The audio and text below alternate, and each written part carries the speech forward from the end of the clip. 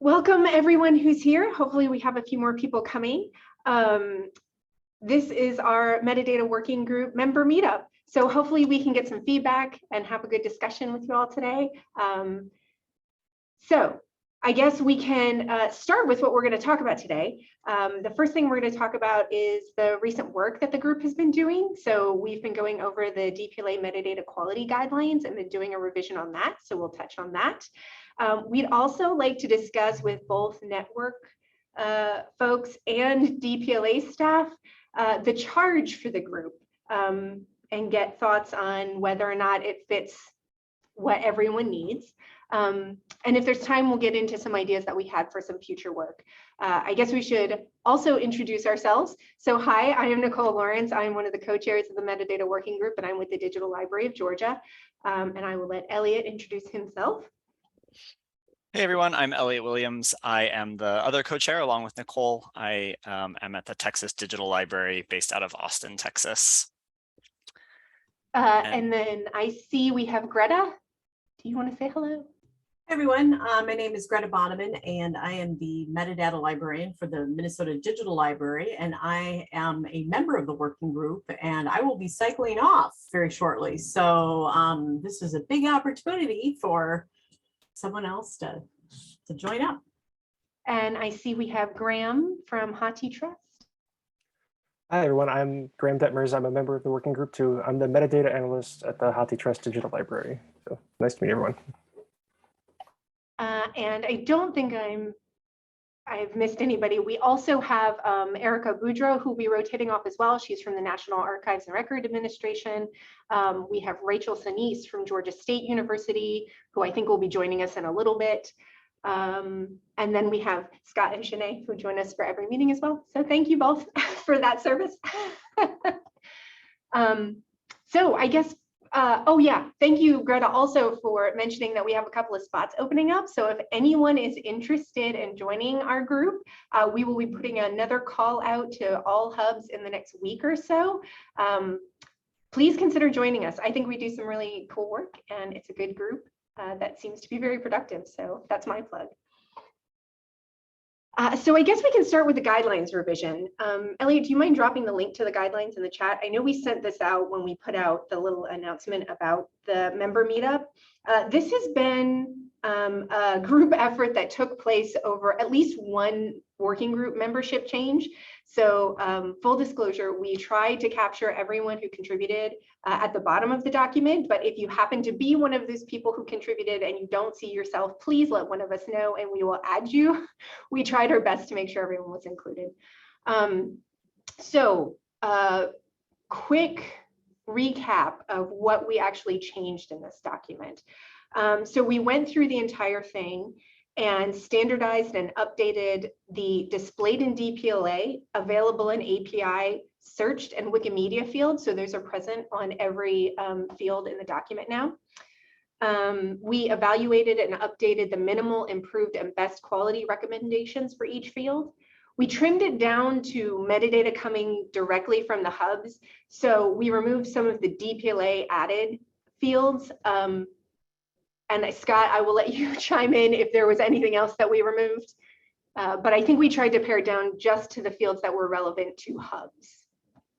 Yeah, and I think the other thing that we tried to eliminate were fields that might exist within the formalized DPLA map model, but are not practically implemented in the, what gets harvested and mapped, and then what eventually gets published in either the API or the front end. So really trying to focus on what we consider to be the most critical pieces of the DPLA map model, and a very simplified, easy to understand way. Thank you.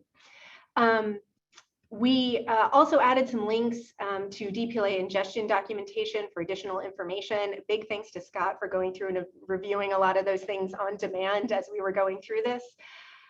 We also updated the temporal and geographic guidelines to match current DPLA practices.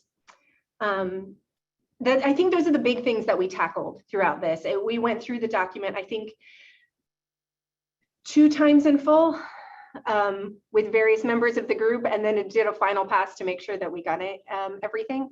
So if there's any questions or feedback that you'd like to give us on that, we'd love to hear it. We also have some questions for you if nobody has anything for us.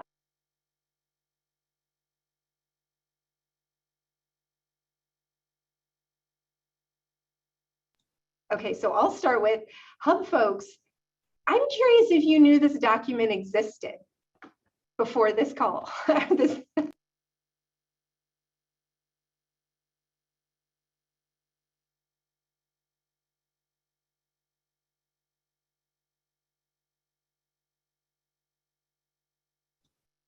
Very quiet group today. We can chat.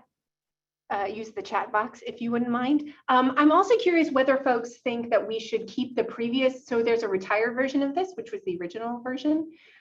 Do you think we should keep that available? I know in the map, on the map page, all the previous versions of map are available. I didn't know if we wanted to maintain that.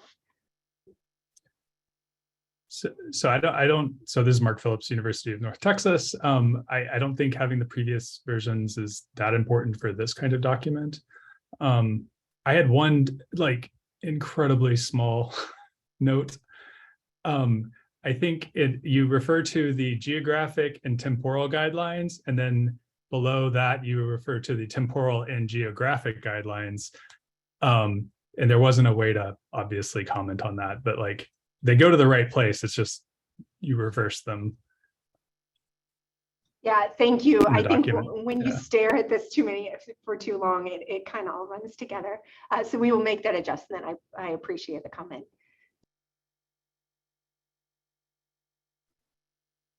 So I was one that didn't fully, I guess, remember that this document existed. And my only, like, I think this is really great, but these kinds of documents are so hard to like take in as kind of 18 pages of text. And I don't know if there's a logical, the other way is just like a 4-page spreadsheet, right?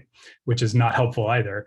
But I didn't know if there was some sort of kind of smaller looking graphic that could make it clear some of the requirements, so that kind of at a glance you can get a better sense of how things go.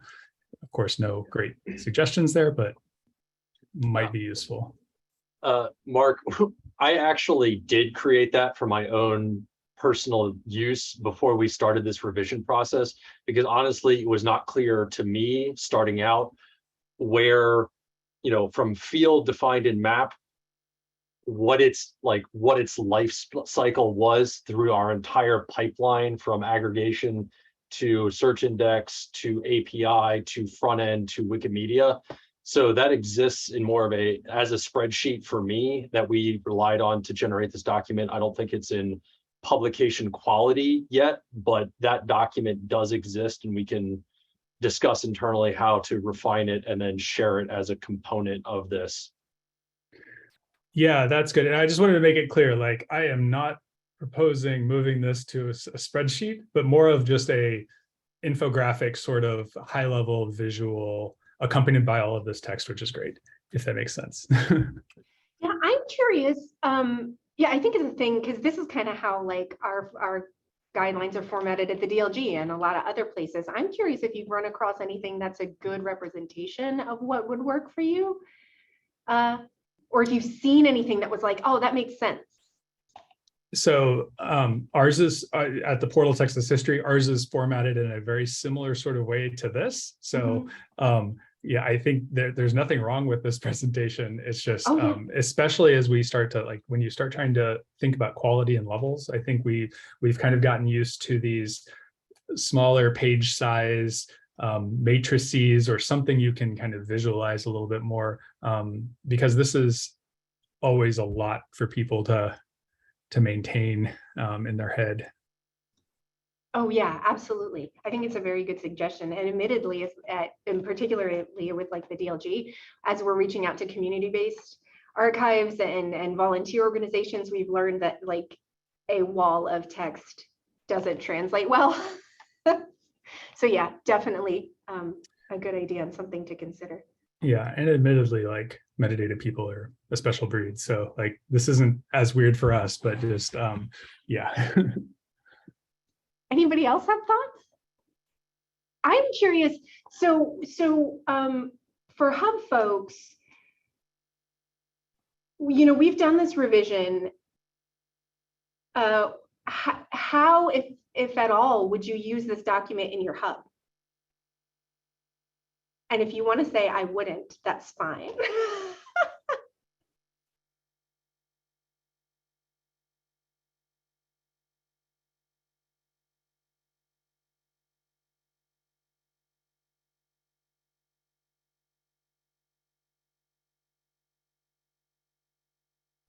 Nobody wants to tell me. I think I'll go. This is Sheila from DLG. I think one way it's possible that folks might want to use it is if you're working with new partners and they want to see what their data is going to look like in DPLA. You know, you could use this to make sort of like a template or something like that so that people could see what their data is going to look like. I don't know how many people are going to ask for that, but that could be. Yeah, that's a good thought. You know, admittedly, Ellie and I have had this conversation before, so I won't say it extends to the whole group. But one of the things that we kind of wrestle with is, what is the audience? Like, is this intended to be for hubs? Is this intended to be for contributors? Like, where are we supposed to be advertising this? Who, like, and I'm not sure I know the answer to that.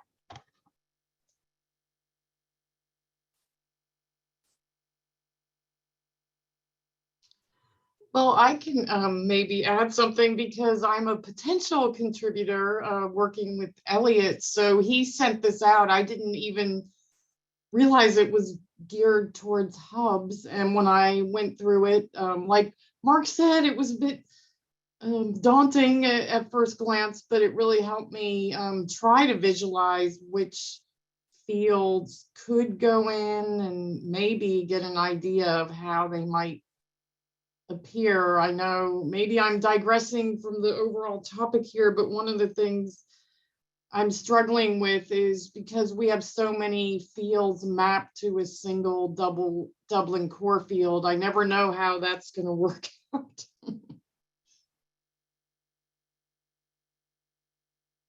But so this does help me at least get a handle, like, oh, alternative title does not display. Okay, that's good to know.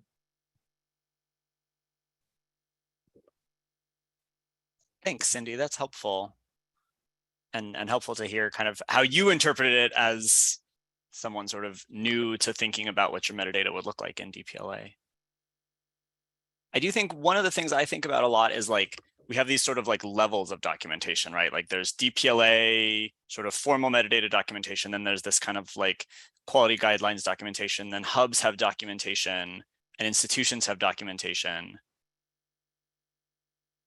And so one of the things I wrestle with is, like, what is the role of each of those? And how do we make them not just duplicate each other? How does each of those kind of play a particular role? And I will say out loud for the recording, there is a comment from Marianne. I think the message of data quality is for everyone, but helps give the hubs some specific language that can be useful in talking to the places we harvest, especially when onboarding. I think that's a really good point.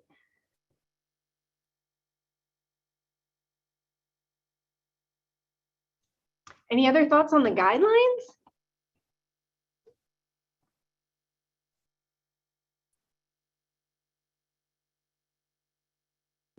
And I'll also say that if you know, as you're, again, not going to digest an 18-page document in 15 minutes on a Zoom call. So if, as you're looking at it, you have any feedback, you have any thoughts, please feel free to email Nicole or I. We are hoping that this document is fairly finalized, so we're not sort of actively soliciting comments per se, but if you do have feedback and thoughts, please do feel free to share them with us. We'd love to hear it. Can I jump in again? I was referring to the guidelines by property, first of all, but the document that you just mentioned, the quality guidelines, those are very useful. I mean, we've had to, and I know Mark knows about this too, when we're all developing our guidelines, we're almost starting from scratch. I could see how this could be used beyond just the DPLA for people who want to create some metadata guidelines. So I find this to be very useful, and I look forward to reading it in detail. Thanks for that. I like that our work is appreciated. Definitely. So if there are no more lingering thoughts, we can move on to the charge of the group.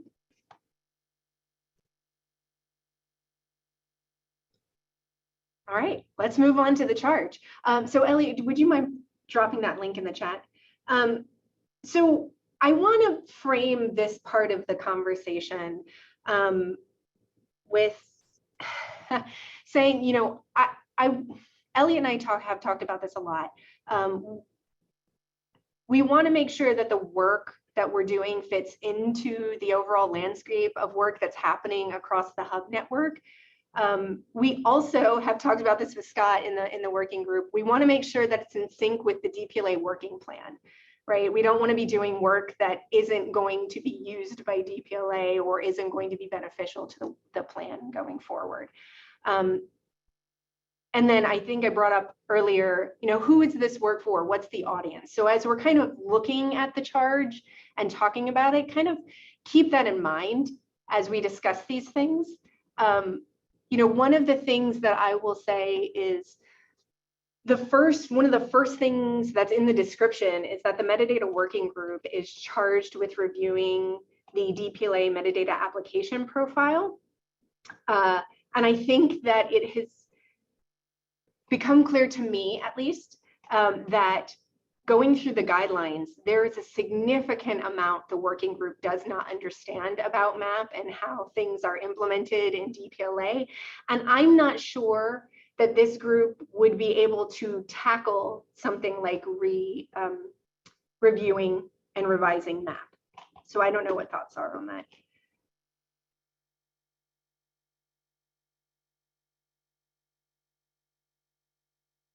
And I'm looking for thoughts from the network, from DPLA folks. So anybody who wants to chime in. I guess I'll chime in quickly. Hold on, I'll turn my camera on. There we go. Hi, everybody. I think the thing that we sort of lost along the way is that MAP is just a profile of Europeana's metadata standard, and we're sort of like kind of picking and choosing the fields that they have already. We don't really think about Europeana's metadata standard very much anymore. And I think that even internally, when we've had to keep track of stuff in the metadata, we haven't even looked at whether or not that's possible in the existing Europeana data model, which is, I feel like, a mistake. And I know that in particular in the place class, there has been a need to represent the data differently than what Europeana does, because our addresses work differently than they do in Europe, which, you know, that's normal. But it does seem to me that like part of thinking about what maps should be starting from comparing those two documents and what's in one and not in the other, if that makes any sense.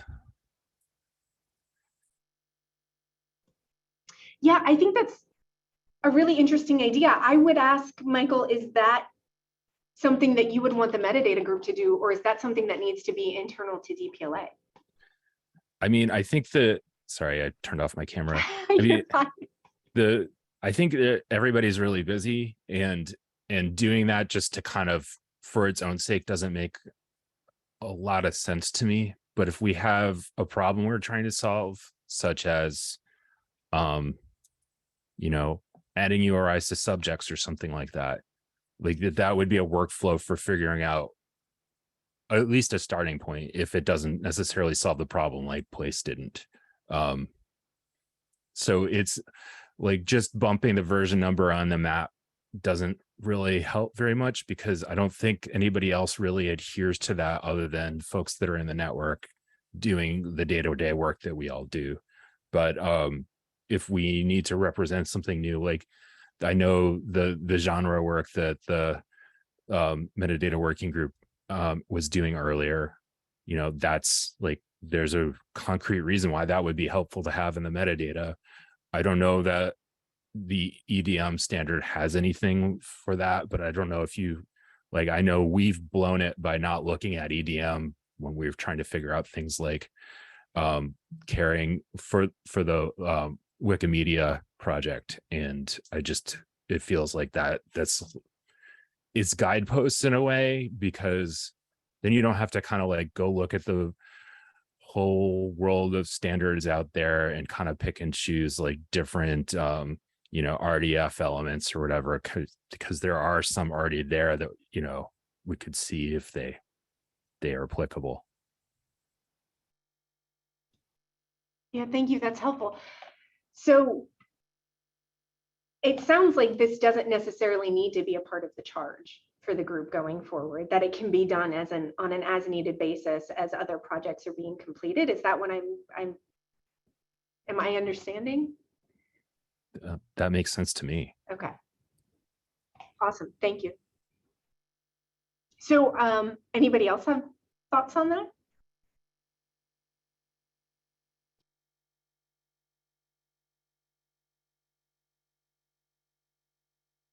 So one of the other things that was in the charge, that is something that I don't think that we have done so long as I have been on the group, is periodically reviewing and analyzing metadata in DPLA. I think this has potential for some really interesting work. What I'm curious about is, where would it benefit the hubs? Where would it benefit DPLA? Yeah, I'll leave it there.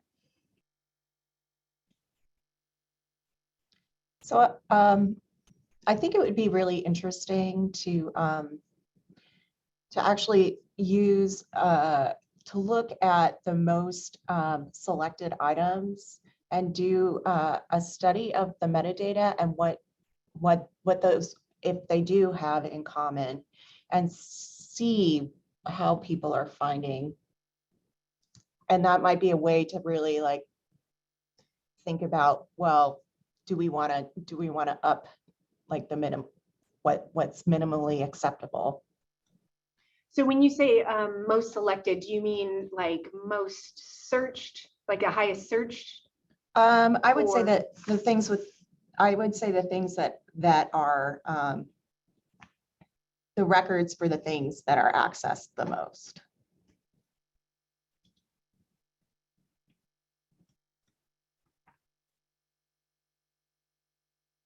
So if let's say we did a kind of assessment and figured out what was accessed the most, what that metadata looked like, and we came back to the hubs with, you know, this is what metadata looks like on the most used items in DPLA, and perhaps made some suggestions, you know, would that be a kind of thing that you would be willing to workshop in your hub guidelines or workflows? Potentially, yes.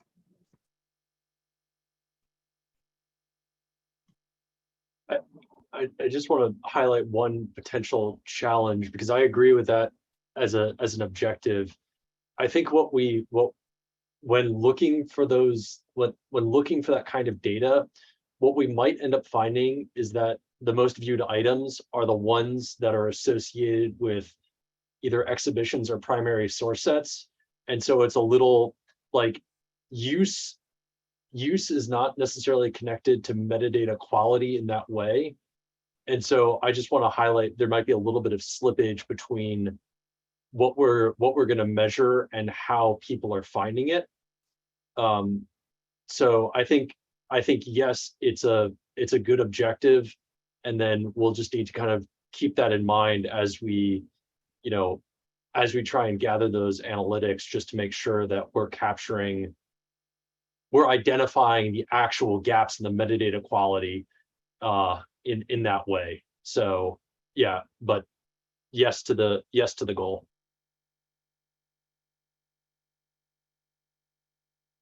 Greta, I'm pointing at you like you can tell who I'm pointing at. One thing I have thought about that would be useful would be, I wouldn't necessarily say that it would be like examples of good metadata, because that seems like, you know, a little bit of a slippery slope in terms of what is, you know, good or bad.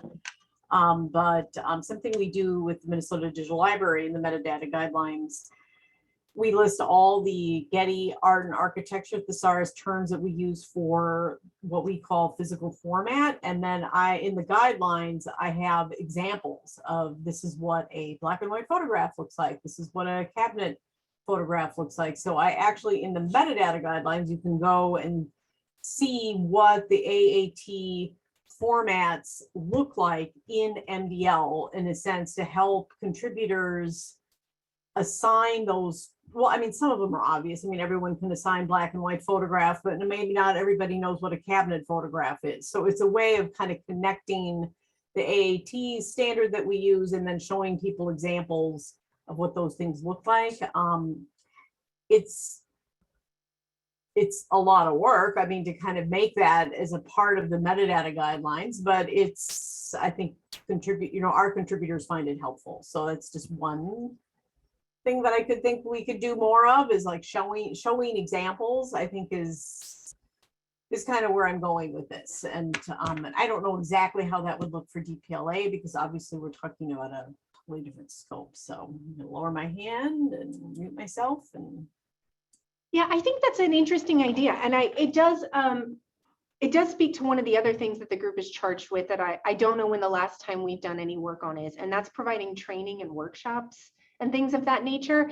And I think it might even kind of speak to the earlier conversation about more visually friendly means of communicating the work that we've done, like quality guidelines. So I wonder if what training would look like, or what would be needed for the network, what sort of training? I mean, I'm assuming we would be targeting contributors and not necessarily the hubs themselves in that case. And what would be needed? How will we find that out?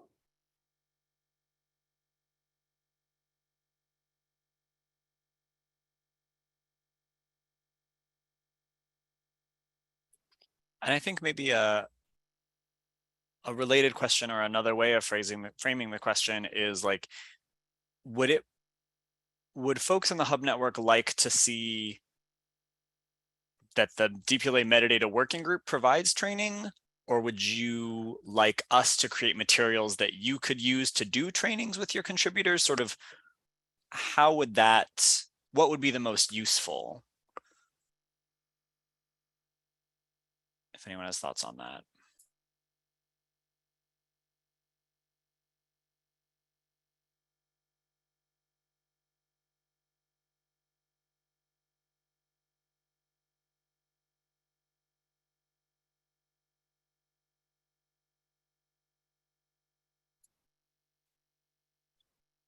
I will say that I think historically there's always been a component of that in it used to be in the DPLA Fest.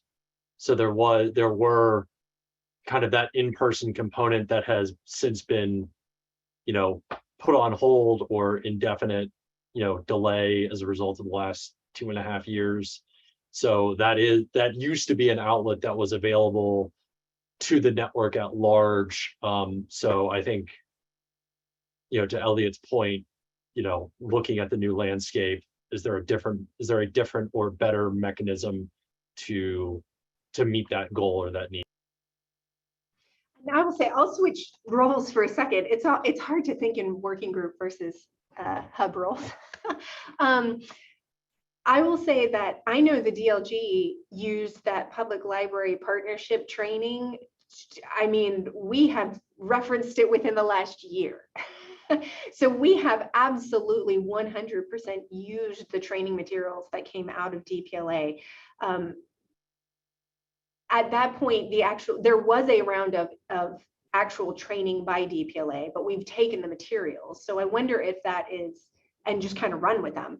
I wonder if that is maybe the way, if there's space and a need to do some sort of virtual metadata working group training, cool, but developing at least some materials that can get handed out to contributors, if nothing else.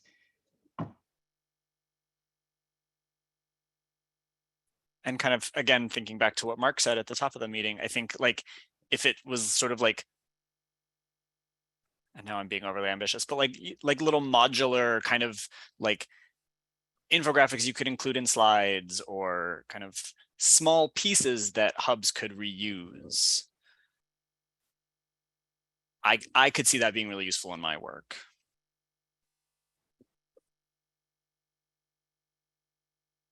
Yeah, Marianne says in chat, materials, simple YouTube video explanations.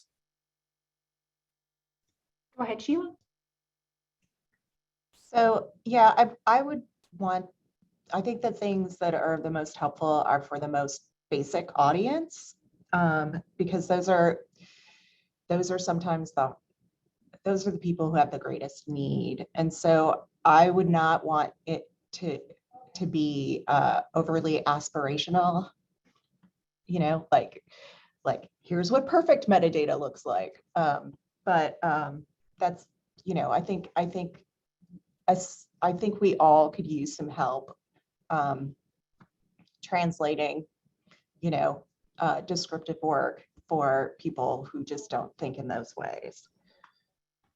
This may be putting DPLA folks on the spot, but in the past week, that announcement went out of more sort of community engagement. You all got the grant for sorry. Digital Equity Project Advancing Racial Justice in American Libraries. Are there, I guess, maybe it's too early to tell or talk about the scope or what that might look like, or will there be training materials needed for that sort of project? Yes, part of the project, we'll be sharing an updated announcement of partnerships, and on our July 19th kickoff meeting, we'll share the context behind the project, what inspired it, and some of the work plan and timeline and included partners. But it generally like builds off the ethos of what we've been talking about over the past year with building the technical capacity for smaller institutions, which ultimately will result in materials being accessible in DPLA, if that's a part of, you know, the pathway that they choose. We're not making that mandatory. And it's also, the project is inspired by all of the work we did around Black women's suffrage and algorithmic justice, and how making sure that metadata was enriched and included, you know, URIs, and now the work that the Metadata Working Group, you all are considering in collaboration with the Right Statements Working Group around traditional knowledge labels, like working with groups to make sure that they're, for one, they have the information and skill set to contribute to DPLA, to contribute the best metadata, and then the metadata that we're continuing to create that is reflective of reparative description. Like all of that is still very much a part of the work that we intend to do with the Digital Equity Project. So yes, yes, yes, training, yes, support, yes, reparative description, all of that.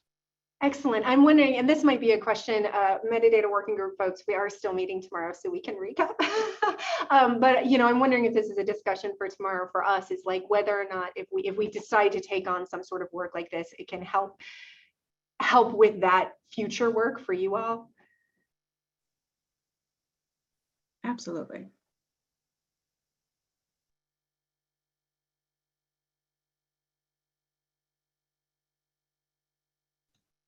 Any other thoughts on what sorts of training or workshops the working group could take on, or you'd like to see come out of the working group?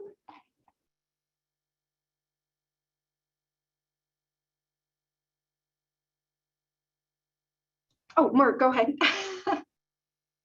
Yeah, no, I like the idea of kind of small reusable components. And just one, just as I was reading through the quality guidelines and just like some really simple things kind of with the DPLA label would be helpful sometimes. One comes to mind where, there's references to the extended date time format, which is cool. There's so many ways to do that strangely and be right, but like, this is how you represent, like, if you're trying to convert from, circa 1922 to extended date time format, here's what this can look like. If you're trying to say this photograph was taken sometime here, like, and the guidelines for extended date time format,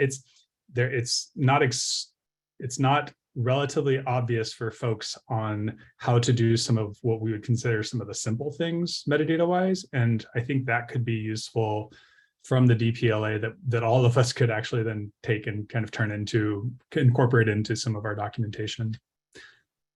I think that likewise, I think like, yeah, sorry, go ahead. I was just going to make sure I understood, so like snippets of some of the more nuanced areas of the guidelines, just like a quick. Yeah, okay. Yeah, I think there's that. I think some of them actually just like, I mean this in the best way, but like extended date time for dummies, right? Where it's just like you don't want to read the spec, but I need to convert CA.1920s to extended date time format. This is what it should look like. There's like 3 ways you could do it. They're all kind of rightish, and we could argue about why they're wrong, but like that's not helpful for most metadata creators. So stuff like that could be really helpful. And especially if DPLA is parsing that data, because that's the dream with the extended date time format, right? Where it's like, it's parsable, and it's like so few of us actually parse it more than, absolute basic regular expression to get the year and maybe the dates, and beyond that, it's like shrug. Machine readable, shrug. But I think that stuff like that could be useful. Yeah, I think that's really interesting. I know one of the things that we've gone around and around in the group about is like, how do you recommend something at the DPLA level when all of the hubs kind of have their own rules about how they do things or want to receive data? One of the things that we have been talking about doing, and I know this moves a little bit away from the charge, but some of the work that we previously did in the group was to collect all of the metadata best practices from the hubs. And we've been considering doing sort of like a comparison and seeing where we all align. And I wonder if that's a good place to kind of start with some of these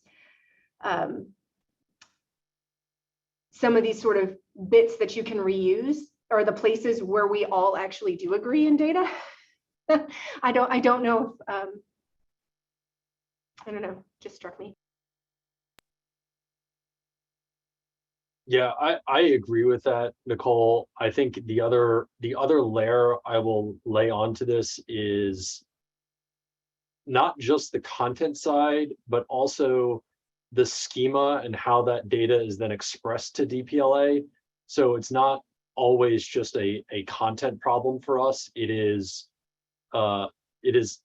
collapsing fairly nuanced incoming data into the most common schema at the hub level, and then communicating it to DPLA, and then trying to unpack that in the best way possible. And so particularly as the hubs are talking to new data providers, or we're talking to new hubs, trying to express that it's not simply the best quality content. If the best quality content is collapsed into simple Dublin core, it makes it a lot harder to kind of unpack that nuance downstream of where it's being packaged.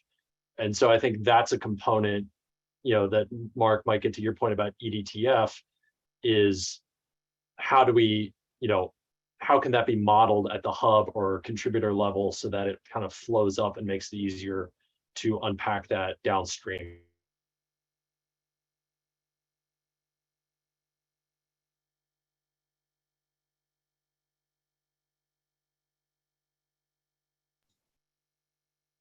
Any other thoughts?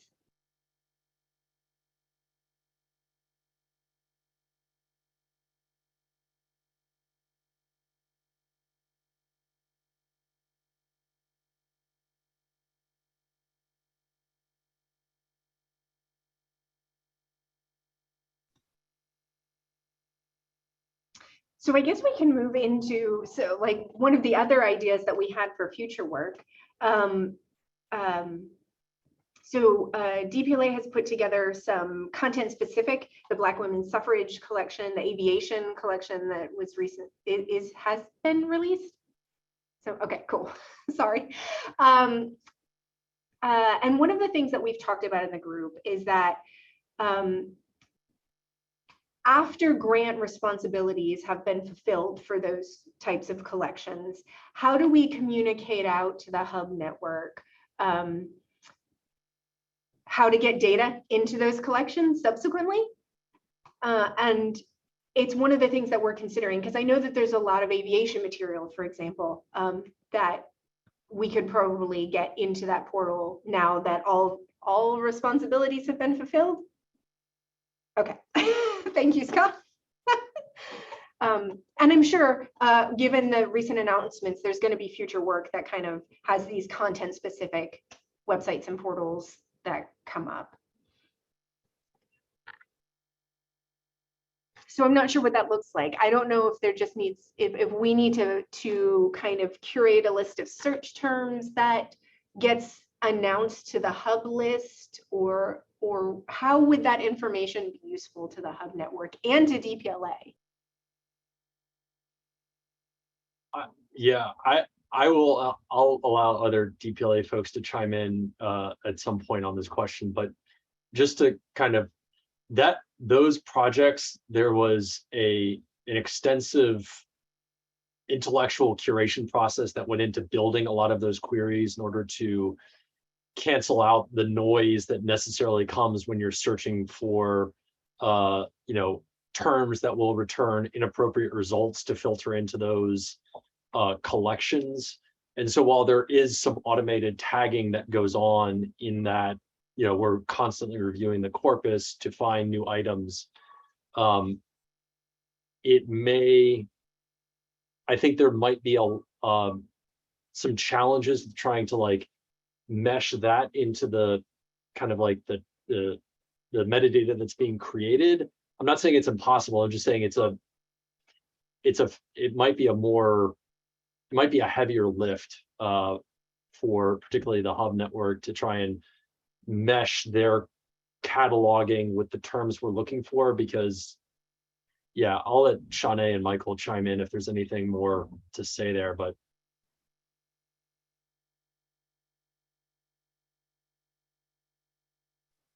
I guess I would just say that and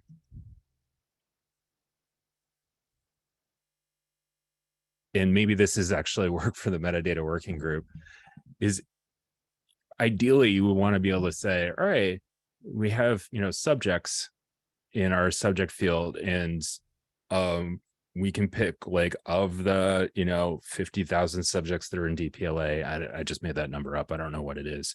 We want all the ones that correspond to these subjects to be aviation.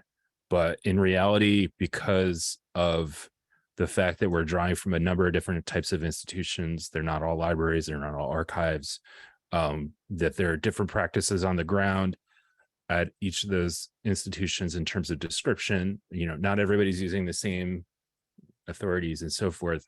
It's more it has been thus far more like a query the title and description and so forth kind of operation, and it ends up kind of becoming a lot less easy than faceting on subjects. And so if it were easy to just say, everything that's civil rights movement, New York gets in, that would be really easy to, let everybody know. And we're just not anywhere near that. So trying to figure out how to bridge from this sort of collection of free text queries, more or less, to something that actually would make a lot of sense to contributors, that's a big jump. Yeah, absolutely. I'm wondering if there would be any use in so I know speaking from the Georgia perspective, a lot of my contributors, and maybe Rachel, you want to chime in on this since you're one of my big contributors. A lot of my contributors, if I said, hey, in 6 months, if you want your materials to be included in this particular collection, add these subject terms, I think a lot of people would actually kind of take on that sort of work. And so I wonder if it's something where we can kind of set some bounds and at least say, let's get you the best possible version. Yeah, I mean, I think what we really need to do is the next time that we take on one of these projects, we need to build it in that we're going to collaborate with the network, and that I wonder if one of the knobs we can turn is at the collection level, by saying, everything, we think we're building a website about aviation network. What do you have that you think belongs in that? And we can sort of like work together to figure out how to expose that stuff. As it stands right now, it looks like someone writing a bunch of like Google queries, and it's messy. That's really the problem. We've done 2 of these now. They were both sort of experimental, and we didn't figure out a workflow that worked really well. And so it seems like a problem to drill down into, because that's going to be a problem for anybody searching DPLA and not just us. But yeah, I think in general, the idea that there might be a way to tag records in for like intended use, that actually seems to make sense to me. Like there might be a way that we can, I don't know if it's a subject heading or another field, like kind of create a way that we can sort of identify this stuff to each other. Go ahead, Rachel. No, I was just going to say, as one of those institutions who had a large number of aviation collections, and you pulled a large number of our collections, but you cherry picked within our collections. And I feel like had I been given a 6-month heads up, I would have done a lot more with the aviation collections because we had stuff in the queue. So I definitely think giving the network a 6-month heads up saying we are doing this project, you're going to find a lot more collections and a lot more institutions that'll come out of the woodwork saying, hey, I got this. I'm happy to do this. And I think you'll also find that you'll find subject headings that you didn't anticipate, but are still relevant. So like we have a large air traffic controllers collection that was not pulled into the aviation collection. So it's one of those things where it's like, I would have liked to have had that discussion saying, would the air traffic controllers be an appropriate collection for this collaboration? So just from one of the institutions who was like, hey, what about us? Definitely would like those heads up.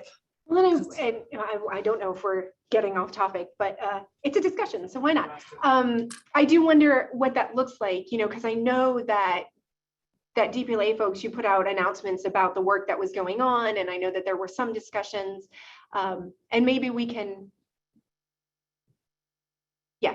a workflow so that we have kind of like a standard means of announcing and getting out to all the hubs, so everyone understands that they can respond. Yeah. I don't know if that's metadata working group stuff or not, but I think it's a good discussion. I mean, you could also build in metadata requirements for the project. So if you're saying like, this is the project, these are the metadata requirements we have for the project to participate, I would be an institution, I might be privileged in this as an institution, I would prioritize that work saying, okay, this is what I have to meet.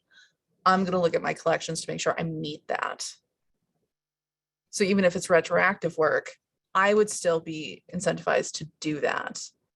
So if the metadata group said, okay, this is what it looks like, this is what that template would look like to make sure it meets our standards, that would also be helpful. Awesome. Thank you for the feedback and letting me put you on the spot. So we do have about 10 minutes left. Does anyone have any other thoughts or concerns, things they'd like to see us work on?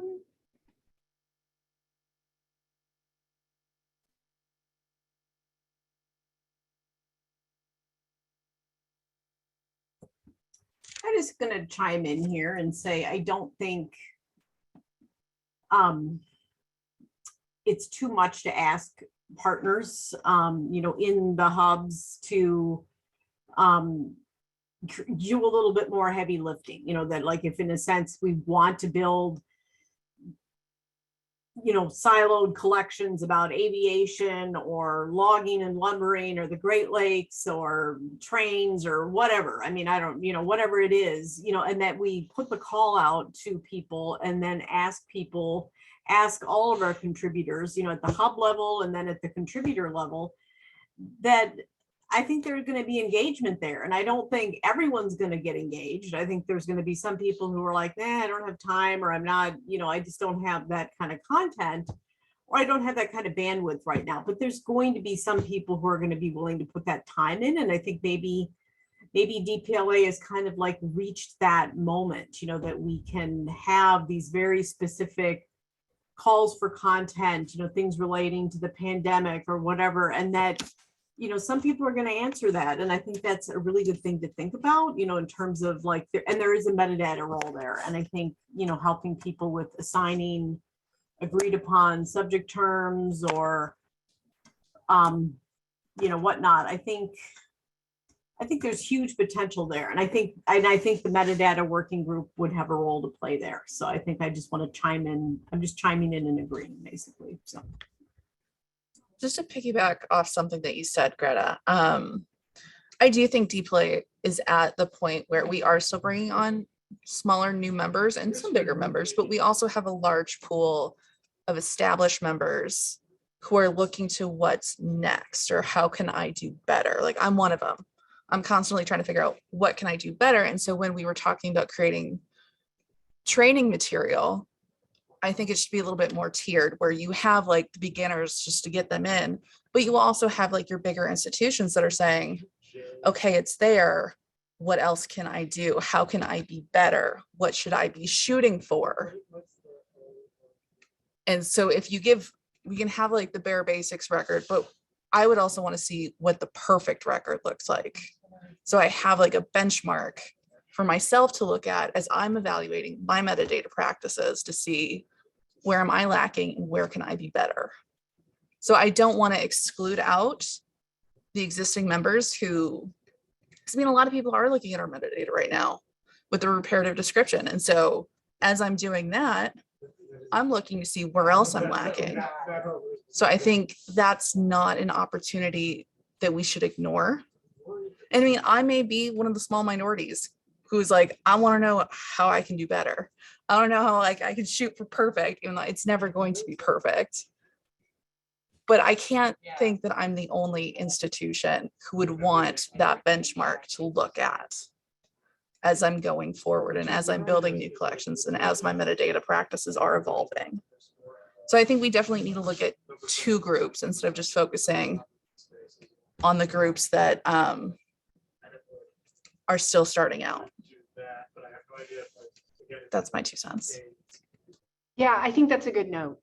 And we have a comment from Megan. I'm a relatively new digital archivist, and that will be very helpful. So yeah, definitely a good note, Rachel. Thank you.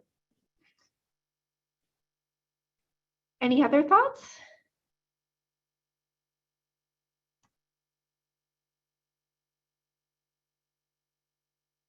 Okay. Well, I will say I appreciate all of the feedback. Thank you all for coming, for talking with us. This has been very helpful for us. Thank you for listening and contributing. And metadata working group folks, we'll see you tomorrow and we'll talk about it. Yeah, thanks everyone. And again, if you ever have ideas or thoughts, please feel free to get in touch with Nicole or myself. Thanks all. Bye, everyone. Bye, everyone.